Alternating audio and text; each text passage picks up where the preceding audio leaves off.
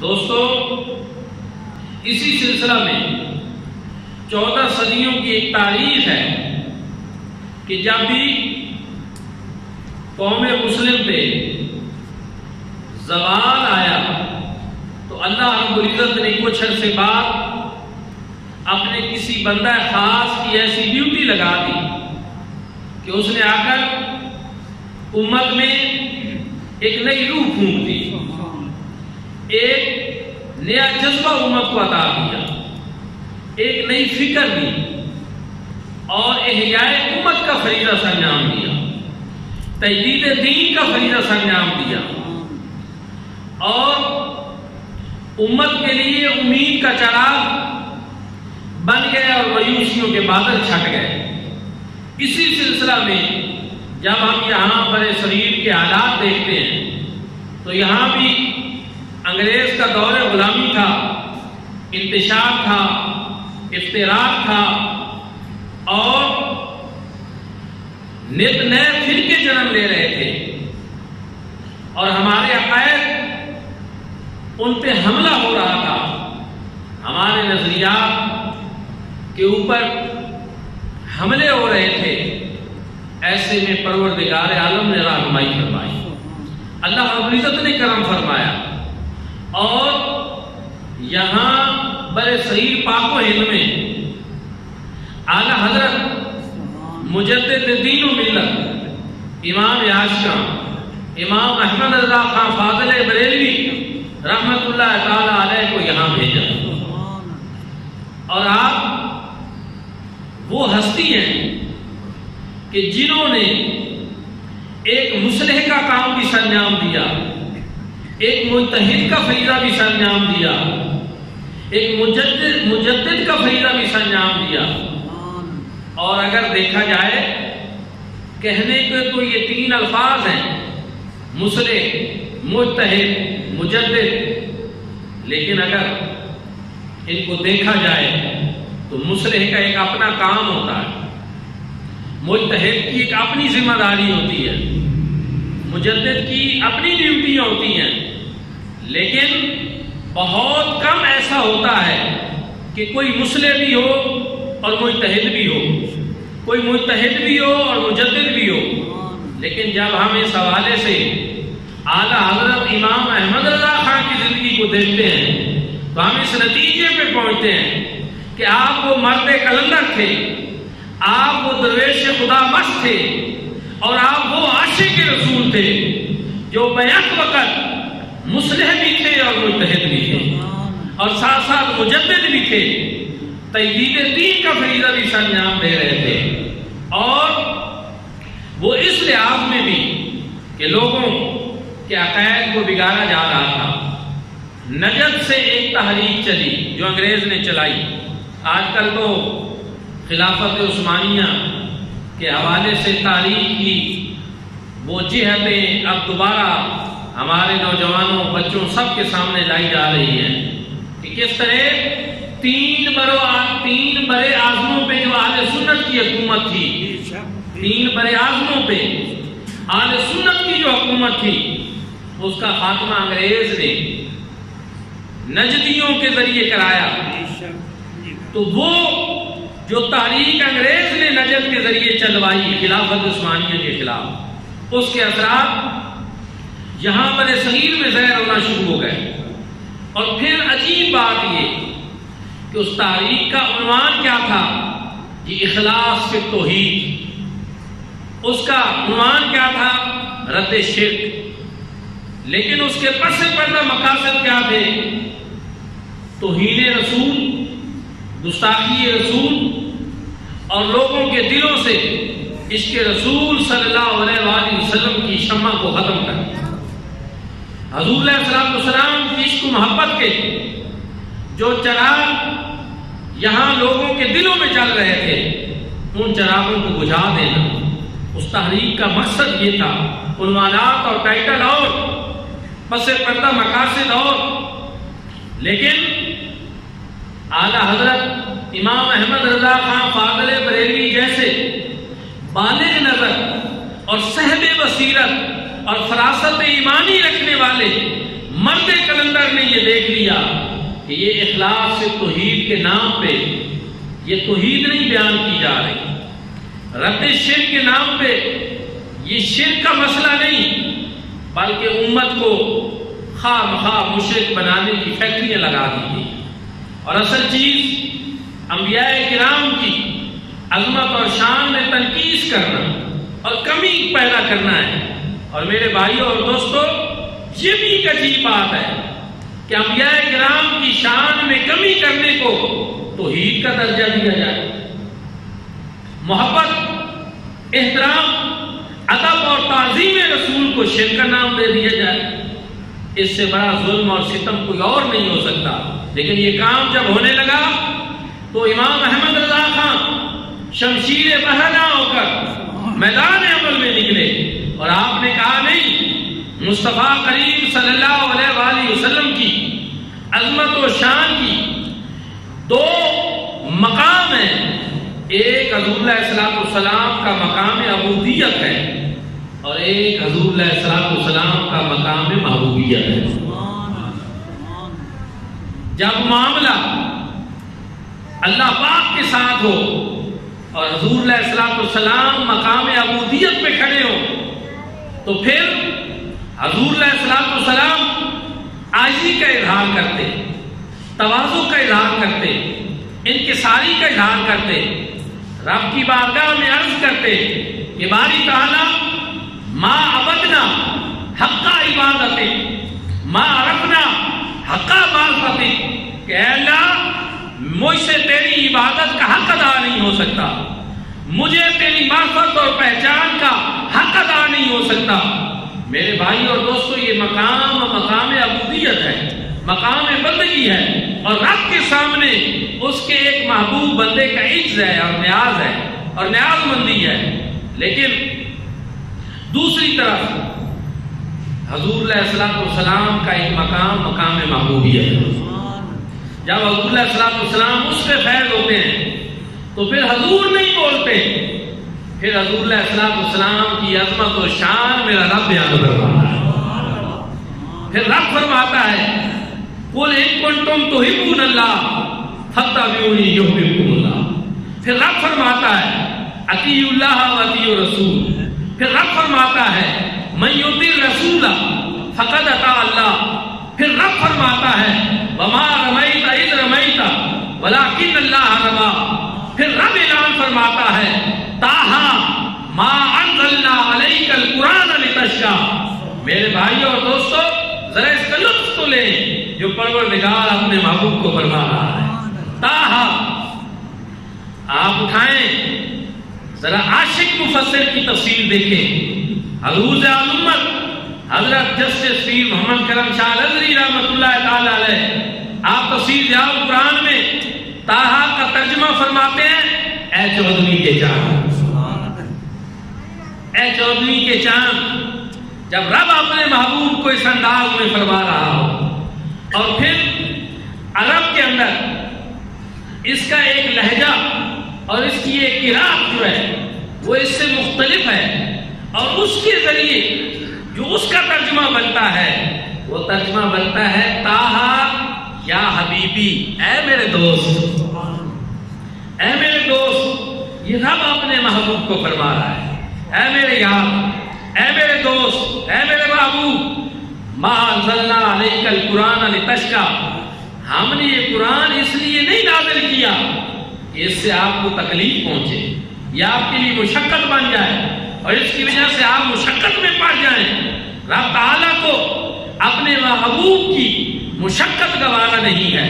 تکلیف گوارا نہیں ہے، اور رب یہ اعلان فرما رہا ہے۔ میرے بھائیوں اور دوستو، یہ بھی ایک مقام تھا کہ رب اپنے محبوب کی شان اس طرح قرآن میں بیان فرما رہا۔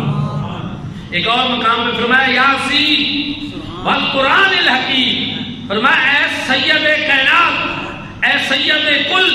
اے سید انس و جان۔ یہ یاسین کے وہ ترجمے ہیں جو صرف میں نہیں کر رہا، وہ مفسرین کرام نے کہ اے سید کائنات، اے سید کل،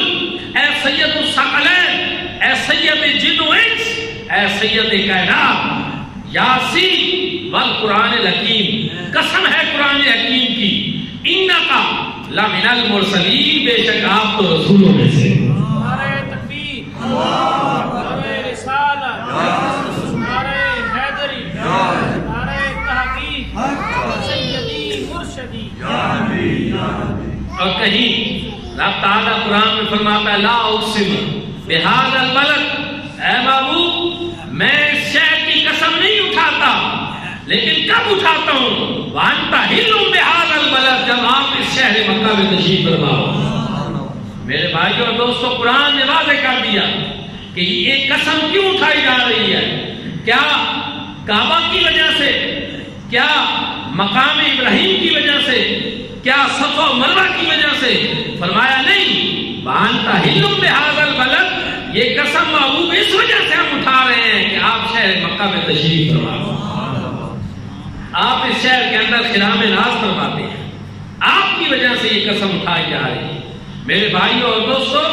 یہ رب تعالیٰ اپنے محبوب کی شان بیان کر رہا ہے، کہیں وہ شمس فرما رہا ہے، کہیں وہ ضحیٰ فرما رہا ہے، کہیں وہ لیل اذا سجا فرما رہا ہے۔ تو اسی وجہ سے پھر اعلیٰ حضرت نے یہی کیا، انہوں نے قرآن کی ان آیات کا ترجمہ اشعار کی صورت میں کر دیا ہے، کلام الہی میں والشمس والضحیٰ، تیرے چہرے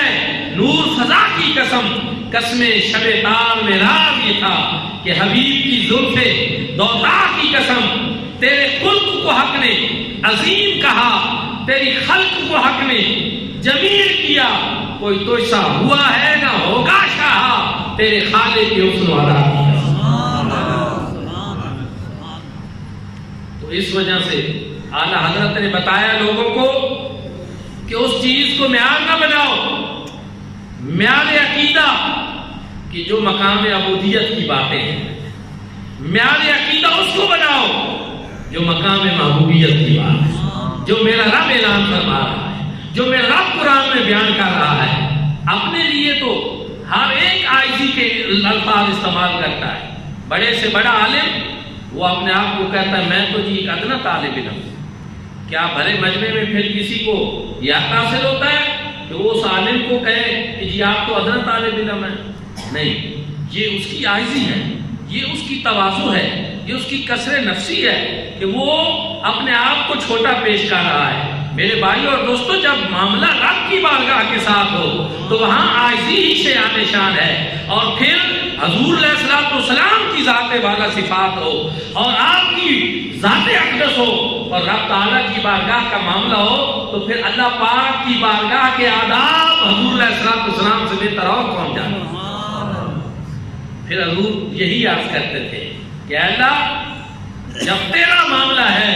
تو یہ ساری شانیں تیری ہیں، یہ ساری عظمتیں تیری ہیں، یہ ساری رفعتیں تیری ہیں، تو احد ہے، تو صمد ہے، تو بے نیاز ہے، تو لا شریک ہے، اور تو ہی تو ہے، میں کچھ بھی نہیں۔ پھر اپنی نفی کی جاتی ہے رب کے سامنے، لیکن جب رب کا معاملہ ہوتا ہے رب فرماتا ہے میرے محبوب تم تو طه، تم تو یاسین ہو، تم تو مزمل والے ہو، تم تو مدثر والے ہو، تم تو عذاب کے کاجل والے ہو۔ میرے بھائیوں اور دوستوں، تم تو مزمل کی چادر والے ہو۔ پھر رب اپنے محبوب کی شان خود بیان فرماتا۔ اعلیٰ حضرت عظیم البرکت نے یہ اصلاح فرمائی،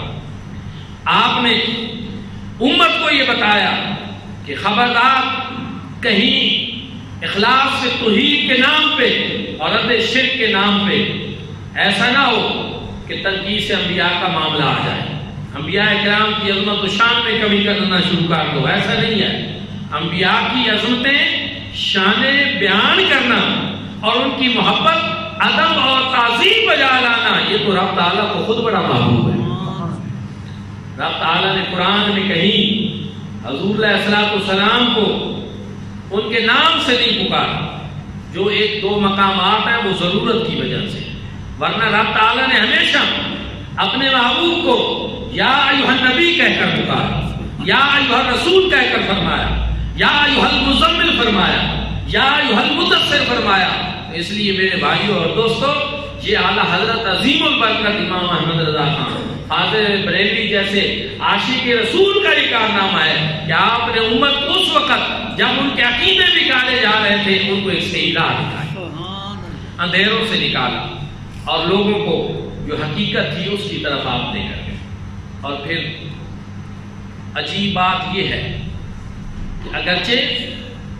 آپ ایک بہت بڑے شاعر تھے، اس پہ بھی بات کر لیں گے، لیکن قوم نے، ملت نے آپ کو صرف شاعر بنا دیا۔ حالانکہ ایسی بات نہیں، آپ 55 علوم پہ کامل دسترس رکھتے ہیں، اور ان میں آپ کی 1000 سے زائد کتابیں موجود ہیں جو مختلف علوم و فنون میں، جو آپ کے تبحر علمی کے اوپر شاہد عادل ہیں۔ اور پھر آپ نے جو فتاوی رضویہ لکھا، العطائے نبویہ فی فتاوی رضویہ، یہ کہنے کو آسان بات ہے، لیکن آپ اس میں دیکھیں کہ جو لوگوں نے اس میں استفتاء جو سوالات پوچھے، ان کا تعلق صرف ہندوستان سے نہیں، صرف بر صغیر سے نہیں، بلکہ ان میں افغانستان، ایران، امریکہ، برطانیہ، افریقہ، حتیٰ کہ حجاز مقدس کی سرزمین مکہ اور مدینہ سے بھی لوگوں نے اعلیٰ حضرت امام احمد رضا خان سے سوالات پوچھے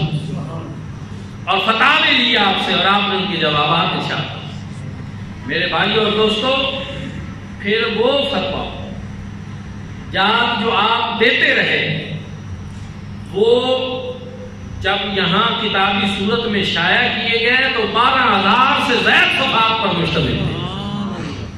مجھے کہنے دیجیے کہ یہ کام نام سے ظاہر ہے، اعلیٰ حضرت نے یہ نہیں کہا کہ یہ میرا کمال ہے، انہوں نے کتاب کا نام ہی رکھا العطائے نبویہ فی فتاوی، کہ یہ جتنا میرا علم ہے، یہ جتنا میرا کام ہے، یہ سارے کا سارا مصطفیٰ کریم صلی اللہ علیہ وسلم کی عطا ہے، یہ سب مصطفیٰ کریم کا کرم ہے، یہ کریم آقا کی مہربانی ہے کہ جنہوں نے نوازا ہے اور ہم نے ڈیوٹی کر دی۔ اور یاد رکھیں، میں نے پہلے کہا کہ تاریخ میں ایسے مواقع پہ جب امت زوال کا شکار ہو رہی ہو، لوگ انتشار کا شکار ہو رہے ہو اور پریشان اور مایوس ہوں، اس موقع کے اوپر یہ ایسی ہستیاں خود نہیں آتی، ان کو ڈیوٹی لگا کر بھیجا جاتا ہے، اور پھر جو چیزیں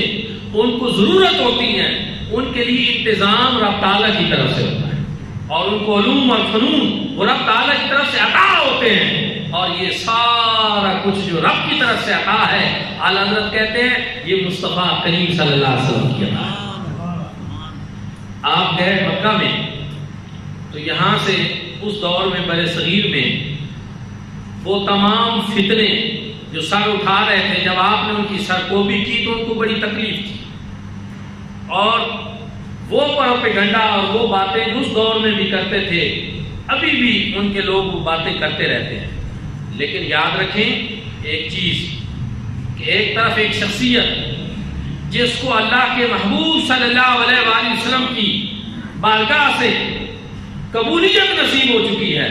اب سارا زمانہ بھی اس کے خلاف ہو جائے تو کچھ بھی نہیں ہو سکتا۔ جس کو قبولیت میرے آقا کی بارگاہ سے نصیب ہو جائے، یہی وجہ ہے کہ اعلیٰ حضرت جب سفر حج کے لیے گئے تو یہاں سے بھی کچھ لوگ پیچھے پیچھے پہنچے،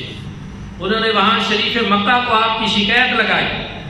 کہ یہ امام احمد رضا خان یہ بر صغیر پاک و ہند کے اندر، اس وقت بر صغیر تھا، اس میں یہ شرک پھیلا رہا، اور یہ حضور علیہ السلام کے علم غیب کو اللہ کے علم غیب کے برابر قرار دیتے، اس لیے یہ شرک ہے۔ انہوں نے آپ کو بلایا اور آپ سے پوچھا کہ کیا واقعی ایسا ہے جیسا یہ لوگ کہہ رہے ہیں؟ آپ نے فرمایا میں اس کا جواب دینا چاہتا ہوں، اور جواب علمی دینا چاہتا ہوں، اور کلمی صورت میں دینا چاہتا ہوں، لکھ کر دینا چاہتا ہوں۔ آپ مجھے یہ بتائیں کہ آپ کو وہ جواب اردو میں چاہیے یا عربی میں چاہیے؟ انہوں نے کہا اگر اردو میں بھی ہو تو ٹھیک ہے، لیکن ظاہر ہے ہمیں سمجھ عربی آتی ہے، اس لیے اگر آپ عربی میں وہ دے دیں تو وہ بڑا ٹھیک ہوگا۔ آپ نے فرمایا ٹھیک ہے۔ آپ قلم کاغذ لے کر بیٹھ گئے، اور وہاں آپ کے پاس نہ لائبریری نہ کتابیں، کچھ ایسا نہیں، بلکہ آپ اپنے حافظے کے زور پہ، اپنے مطالعہ کے زور پہ اور پھر میں کہوں گا کہ اس علم کے زور پہ جو علم بارگاہ مصطفیٰ سے آپ کو رہا، آپ نے وہاں زبانی کئی 100 صفحات پر مشتمل حضور علیہ السلام کے علم غیب کے اس بات میں ایک کتاب الدولت المکیہ لکھی، اور وہ شریف مکہ کو پیش کی۔ وہ انگشت بندندار رہ گئے، حیران ہو گئے کہ اتنے کم وقت میں تقریباً 8 گھنٹوں میں کئی 100 صفحات پر مشتمل، جس میں قرآنی آیات اور حدیث مبارکہ کے انبار لگے ہوئے تھے۔ پھر آپ نے ثابت کیا کہ حضور علیہ السلام کا علم اللہ رب العزت کے علم کے برابر بھی نہیں، اور اس کا یہ بھی نہیں مطلب کہ اللہ پاک نے آپ کو کوئی علم عطا ہی نہیں فرمایا۔ حضور علیہ السلام کو رب تعالی نے جو علم عطا فرمایا ہے، اس علم کا انکار بھی قدر درست نہیں۔ ہم تو اسی علم کو بیان کرتے ہیں جو حضور علیہ السلام کو اللہ پاک نے علم عطا فرمایا۔ حیران ہو، اور آپ کے وہ ادا بجا لائے اور ان کو سمجھ آ گئی کہ یہ پروپیگنڈا ہے اور یہ آپ کے حوالے سے غلط بات۔ میرے بھائی اور دوستو، وہ فتاوی رضویہ جب عرب کے شیوخ نے دیکھا، علماء نے دیکھا، اور فقیہان حرم نے دیکھا، تو ان میں سے پکار اٹھے کہ انہوں نے کہا اگر یہ شخص امام اعظم ابو حنیفہ کے دور میں ہوتا تو اپنی فقاہت علمی کی وجہ سے امام احمد رضا کو امام اعظم ابو حنیفہ اپنے شاگردوں میں شمار کرا۔ حکیم الامت فیلسوف اسلام حضرت اقبال رحمۃ اللہ تعالی علیہ قلندر لاہوری، آپ نے فتاوی رضویہ کے کچھ صفحات دیکھے۔ جب آپ نے مطالعہ کیا تو آپ نے فرمایا کہ امام احمد رضا خان کے اندر اگر کچھ سختی نہ ہوتی تو بلا شبہ آپ اپنے دور کے امام اعظم ابو حنیفہ، لیکن یہ مقام علمی اس کو سمجھ آتا ہے جو خود کسی مقام پر،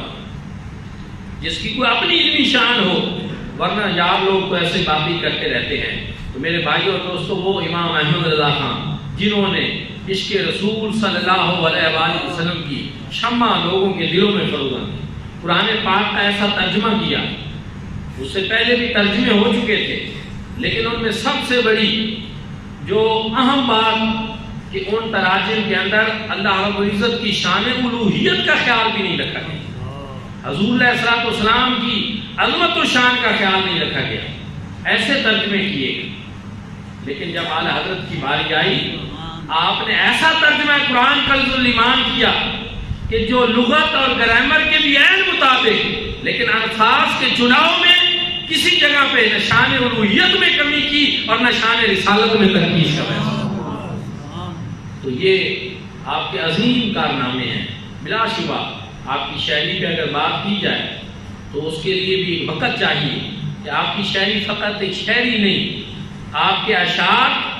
ان کی روح جو ہے وہ قرآن پاک سے ہے، آپ کے اشعار ان کی روح جو ہے اور ان کی بنیاد جو ہے وہ مصطفیٰ کریم صلی اللہ علیہ وسلم کے فراوین ہے۔ جس نے ہاتھ دل میں لگائی عشق احمد کی لگن، وہ امام عاشقاں امام احمد رضا خان قادری۔ دعا ہے کہ اللہ کریم ہمارے ایسے بزرگ اسلاف جو گزرے ہیں، ہم سب کو ان کے نقش قدم پہ چلنے کی توفیق عطا فرمائے۔ آخر دعوانا الحمدللہ رب العالمین۔